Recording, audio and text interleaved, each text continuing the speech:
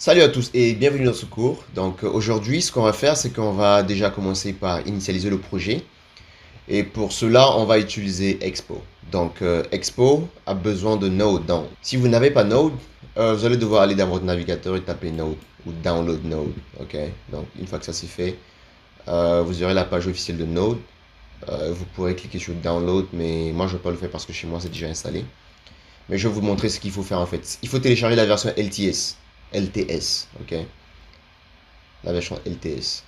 Prenez pas la version courante parce que la version LTS a plus de... Ça c'est long term support, ou quelque chose dans le genre. Donc du coup, ça veut dire que tout est fonctionnel et sans bug.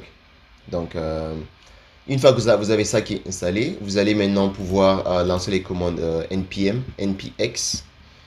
Donc là, on est là. Et vous aurez ça. Par exemple, si je dois reprendre, par exemple, on peut faire expo init. Non, pas expo init, je vais dire plus. Je vais dire plutôt expo create. Ok, donc dès que je tape expo create, ça nous amène en fait sur la page où on nous montre comment créer notre première application avec React Native Expo. Donc, une fois que la page est chargée, on peut voir ici comment on nous explique la création de projet avec Expo. Donc ici, on a npx create expo app avec le nom de l'application. Donc c'est ce que je vais faire. Et donc je vais venir dans un... Donc j'ai un dossier que j'ai appelé Udemy dans lequel je vais créer l'application. Donc je vais maintenir Shift et je vais ouvrir le PowerShell ou le terminal. Donc là, je vais faire la même commande. Donc je vais faire npx. Laissez-moi vérifier. Donc c'est npx create expo. Je vais copier la même chose et je vais changer le nom. Donc je copie. Je viens. Je colle et je change juste le nom. Et notre application, on va l'appeler Speak On.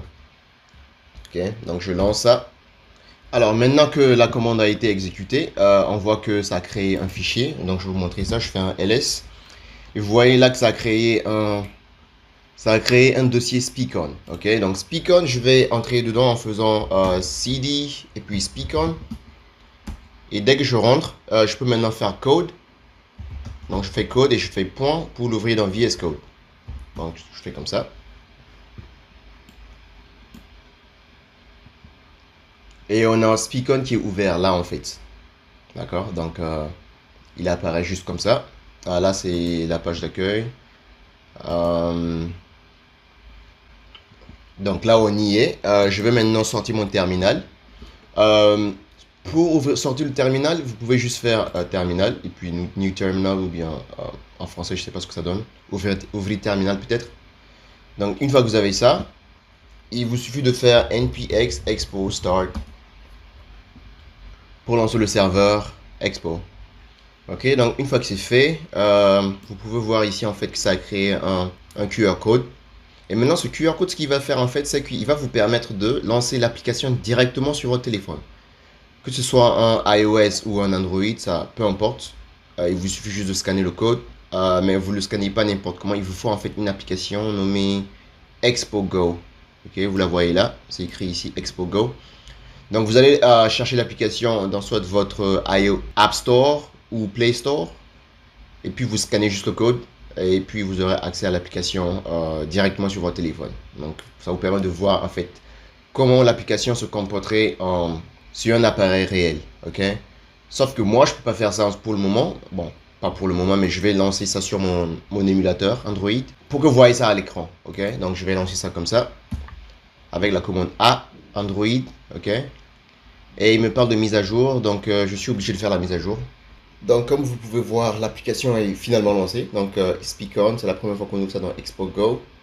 Donc ça va vous dire ceci. Ok, cliquez juste sur Continue, puis fermez ça. Et puis vous avez ça ici. En fait, ce que vous voyez là, je vais rabaisser ça.